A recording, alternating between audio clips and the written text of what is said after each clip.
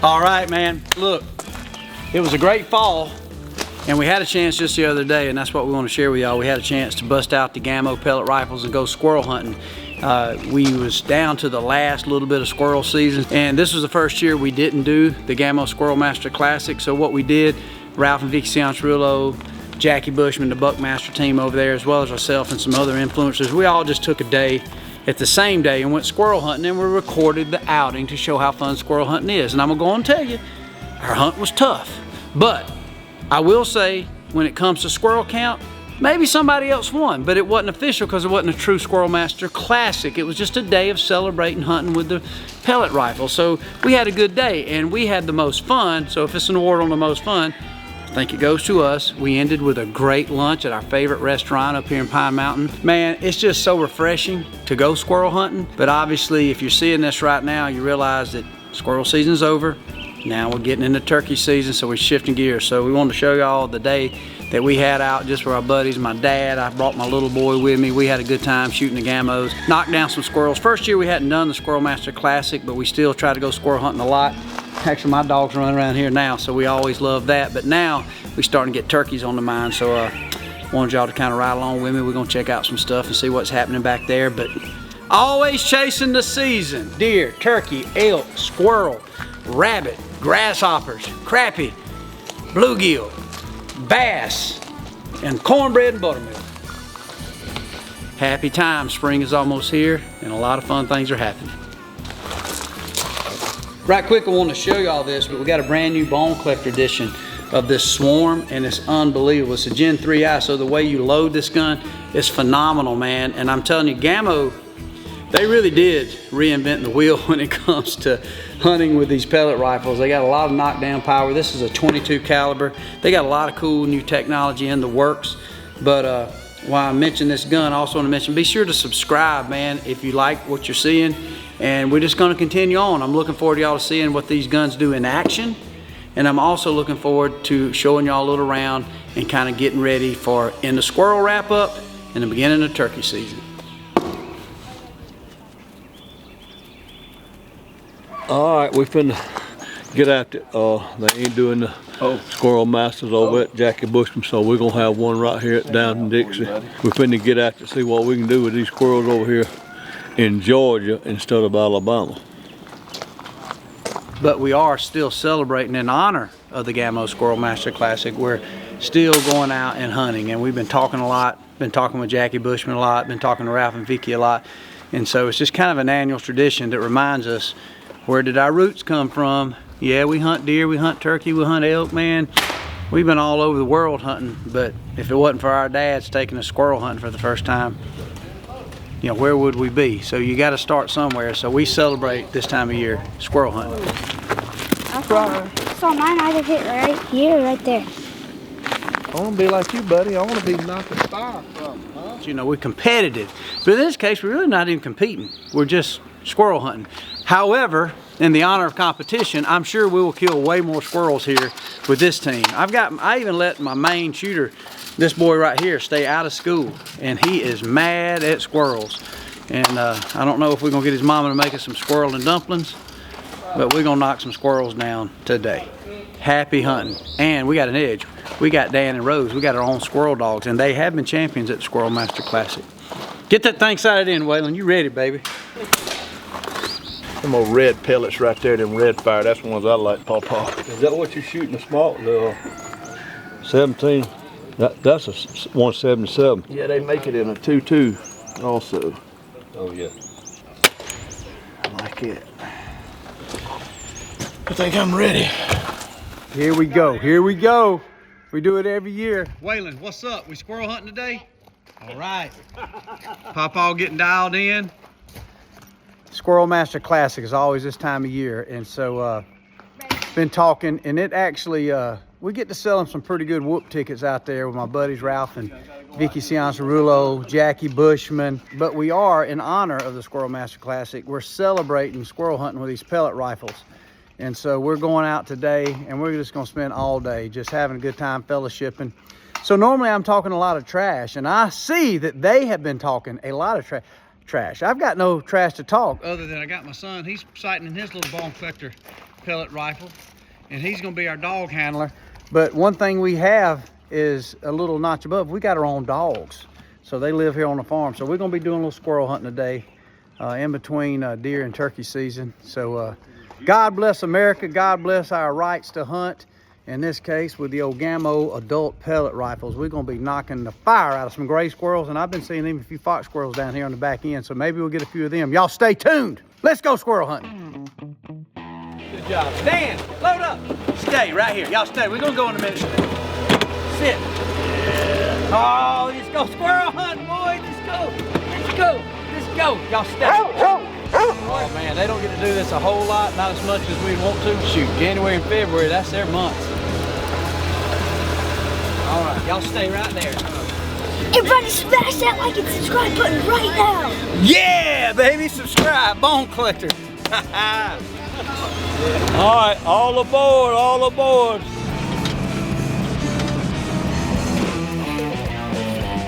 Shouldn't take them long. Man, these old squirrels, they get in this pecan orchard, there's a lot of pecans, and then down there it's growed up and there's even more. But them squirrels don't like these open trees. They'll go back to this thicker stuff, so they'll come out in here. But man, as soon as a dog gets on them or they come and eat, like he's got one now. There we go. Oh yeah. I won't pull the button. About 25 feet up. They got a different one too. Problem is there's holes everywhere. We gotta hit this one good. You see him, Boo? I don't see him. I see where Cohen's looking. There he is. There he is. I got him right here on our side, right? Michael, he's right there. Pawpaw, you see him?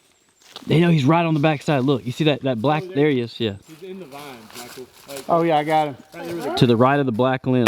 There he is. There he is. there he is. All right. There he is. Whoa, what? I didn't even see. No, I didn't either until barely.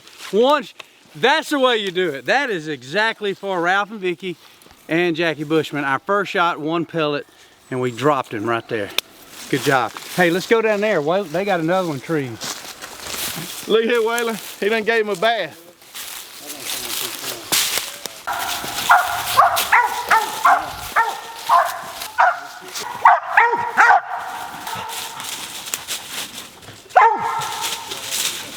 They was on them hot then. I guarantee Dad, this. I told them they There came was back. a couple Good big job. holes Which one?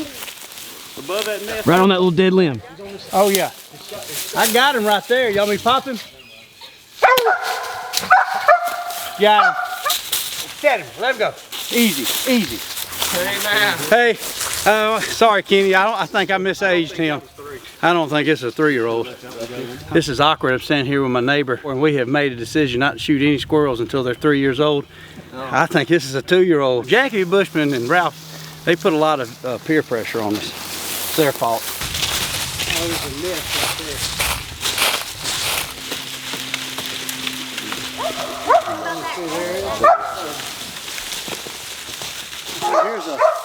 That was the old Gatorade bottle. You remember them? Remember that, Dad? That's Yeah, history. you buy Gatorade. There's definitely one in here. We just gotta find him. Dad, what if it's in that nest? It might be in that nest. Suckers are hiding. We're definitely looking for squirrels, but there's a place in Pine Mountain we call the Whistling Pig. It's finest barbecue and chicken fingers and any other thing you want to do to get your caloric deficit out of whack. That's what we're planning on doing after a good morning squirrel hunting. So we're gonna hunt a few more hours and we're about to go eat. Go find them, Dan. Get that squirrel, Dan. Get that squirrel.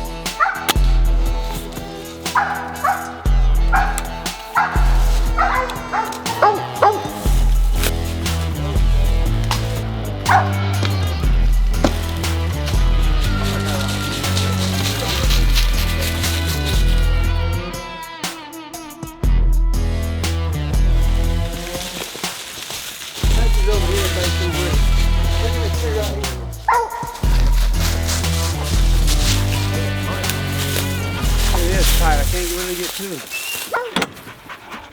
Man, we didn't knock them just down. We killed about 2 or 3.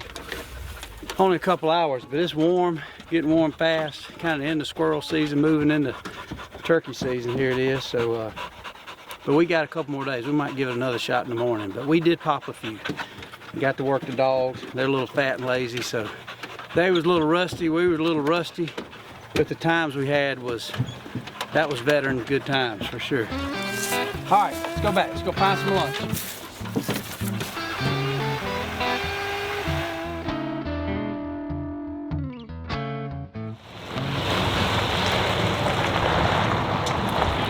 Oh, Wesley King. Oh, I had missed these.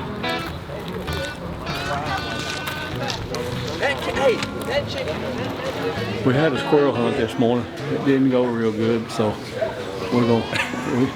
we ain't cooking no squirrels, so we decided to come up here and whisk some pigs and eat. We got to go another time or two so we can get something down on the ground. We got the pig in this morning. If we go out 4 more times with the squirrels we killed, we'll have a show. Everything on there, yeah, slaw instead of fries, or get in fries and a drink.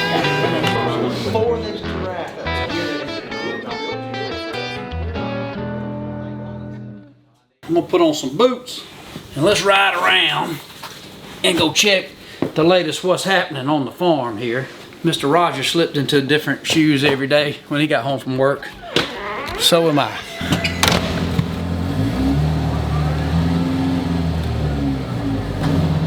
Well, that squirrel hunt you just saw, man, we did that right here on my farm, and probably one of the biggest blessings in my life outside of my youngins and my wife is the fact that I have a little land that we can come hunt, my friends, my family, and whether squirrel hunting, turkey, or deer, I mean, I just walk around kicking up rocks looking for arrowheads.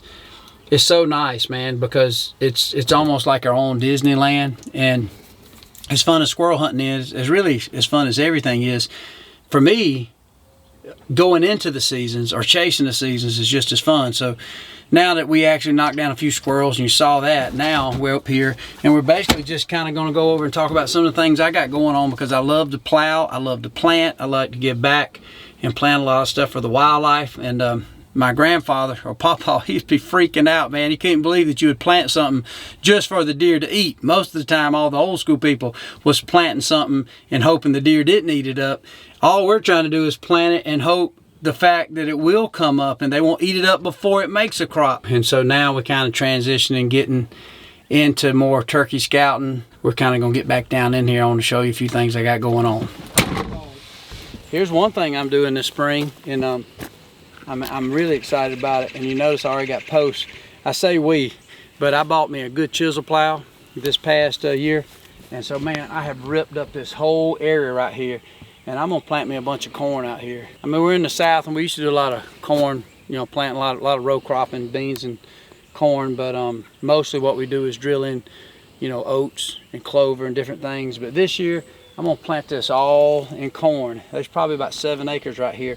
And I've got it staged, but right here, I've kind of ripped it up and chisel plowed this up, and I'm gonna drill me in some wall cover, and I'm gonna just have this laid out where when these deer come out and eating this corn, most of it will be bedding, but right up in there where I got a redneck blind, I'm gonna have that where I'm gonna have me some green. So I'm gonna lay this thing out for just freaking backstrap collection. So I don't know, maybe, I don't think I'm the only one. Y'all know how it is, man. When you get a tractor and you can plow, man, every year I try to save up and buy me another implement or something that I can use.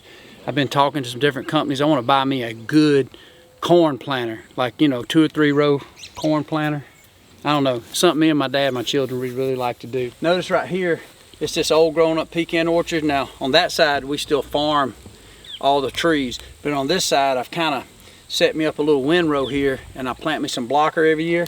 And then I bush hog this quite a bit. But now I got it where a lot of that native sage will come back and it'll thicken up. There's some bahia and fescue, different grasses in there. But this becomes unbelievable turkey habitat for nesting. And so once I get this planted, these turkeys can feed, they can bug. And man, the last year there was quite a few hens. There's probably, I'm gonna call it about 10 acres right in through here. That ain't nothing but this grown up pecan orchard. And man, them turkeys love to nest in it. So having a lot of food but having a lot of habitat. I've enjoyed tinkering with that and learning habitat and brooding habitat, nesting. So yeah, we want to kill some turkeys, but we also want to make sure we have more than when we started hunting them, and I'm seeing good results on that, along with the trapping and things like that. Everything's going well. Hey, look right here. This is something my buddy Mark Wimpy showed me up in Illinois. I got a good windrow here. On the back side of this is where we hunt. On the south side is where my house and most of the activity and farming is. But I got where I use these windrows, and then I plant me another 8-10 foot of cover, just some wall, like some giant milo. A lot of people do miscanthus, Egyptian wheat. You wouldn't believe how secure the deer feel to where you got that wall between where most of the activity is and where you hunt. And so also you can get in and out real quiet and easy and undetected. So anyway, that's something. I ripped that up. I'll probably come back in here with that first products drill and drill me in some nice wall, Egyptian wheat or something. So anyway, good stuff. Just a little thing we've been doing and having good success with.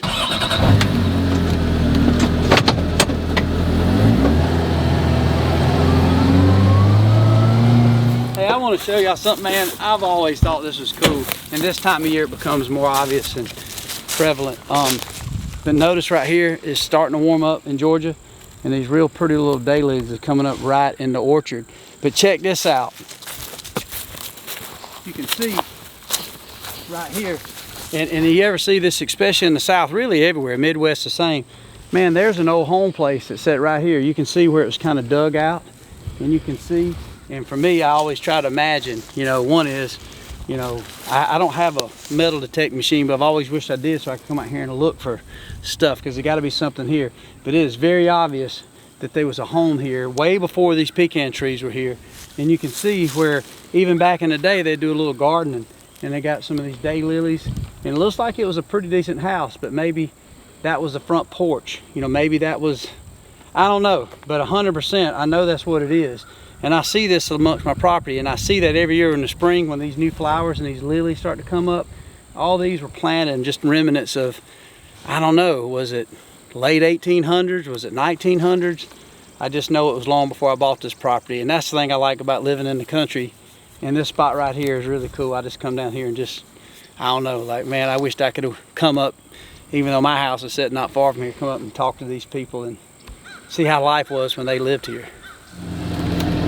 Well, two things have happened. We stopped off at the house and I grabbed my little Rottweiler. A lot of people get it confused and think this is a weenie dog, but it's a Rottweiler. And as we picked it up and was riding up here to kind of look for some turkey sign right through the orchard, look what I see staying there.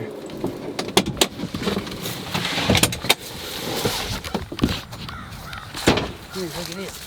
What is that? Yes, sir! That's a dang good one right there, boys. I know this deer actually, and I think I got some trail cam pictures of him. This is a deer we made a decision that we thought was 4 and we was hoping to get him to 5, but that is a good Georgia buck right there. I mean, an absolute great Georgia buck. Look at that. That's the beautiful thing. Springtime, man.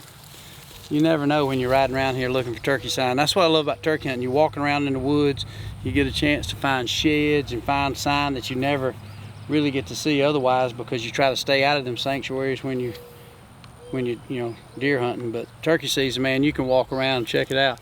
I really wished I could find that other one.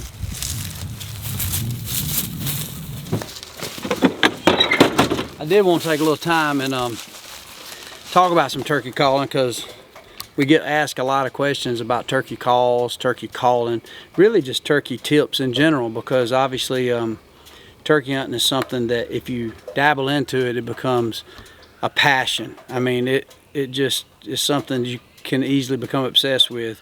And I know it bit me at a young age, but I've said it before, but I'll say it again. Anytime you get a new turkey call, like this particular call, this new Magician, I just run it a few times, but when you put it in your mouth, you know, you want it to be comfortable, and you want a good seal, and you want the reeds that have that's shorter than the others, the shorter reeds on the bottom, so your tongue goes against those.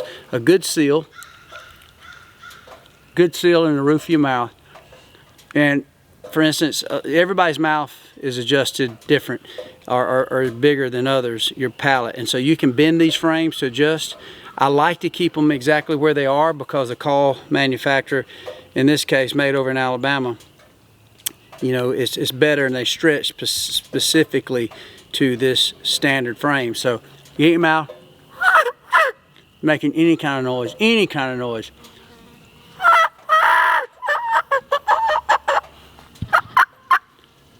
If it's tickling your tongue and it's real ticklish, then you don't have it in your mouth correctly, or you're not putting enough air between the tongue and the call. So you definitely want to get that. When you're running it properly, making noises properly, even if they're not turkey noises, it will not be ticklish. It'll be just like talking, like I'm talking to you now. But anyway, the first call sound I want to try to get out of a call is a key note.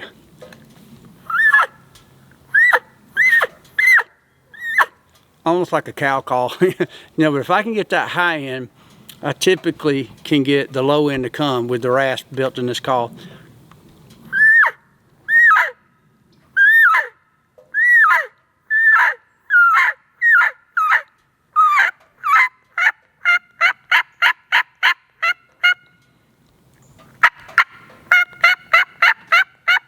But you see how that runs together? All those turkeys start with that key note.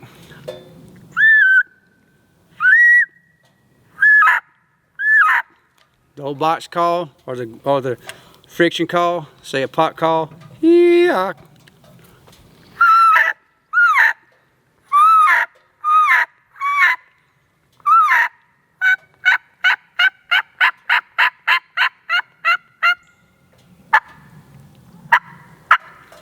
When you're clucking or cutting, it's basically that same yelp, except it's reduced into a short burst. Some people use their lips. I prefer to more use just the thrust of air.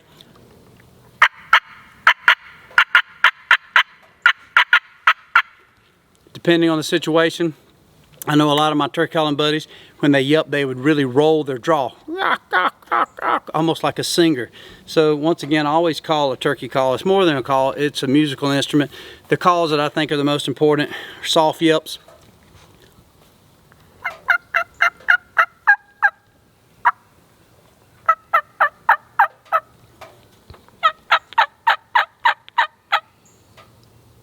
You can go those soft yelps into more aggressive yelps.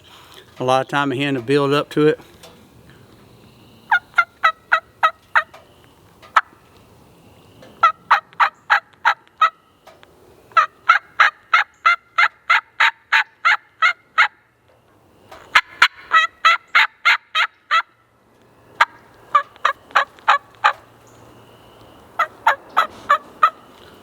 I would say volume control and going from soft to aggressive, if that's what you want to call it, or louder, is important to find in the diaphragm. If you get those tones and you can control that, it don't have to sound perfect. My opinion on turkey calling, rhythm is more important than specifically the sound of it. What I mean by the sound, some people don't have that perfect high end and that kind of that Matt Van Syce to where it sounds so realistic. Obviously we all yearn for that sound. I can't call that good. I'm not near as good as those guys. The David Owens, Matt Van Syce, those guys are so phenomenal. I mean, so many of my buddies out there, they are just crazy good callers. But if you can get that key and you can get that rollover note, that and you can learn to control it, and you can use those same notes soft, then you can get aggressive to entice a little more excitement or more yearning and get that gobbler fired up. And calling is just one factor in turkey hunting. I mean, Preston Pittman always said that, you know, turkey calling is something you really don't do in the woods. You go turkey hunting and sometimes you'll use a turkey call to be successful.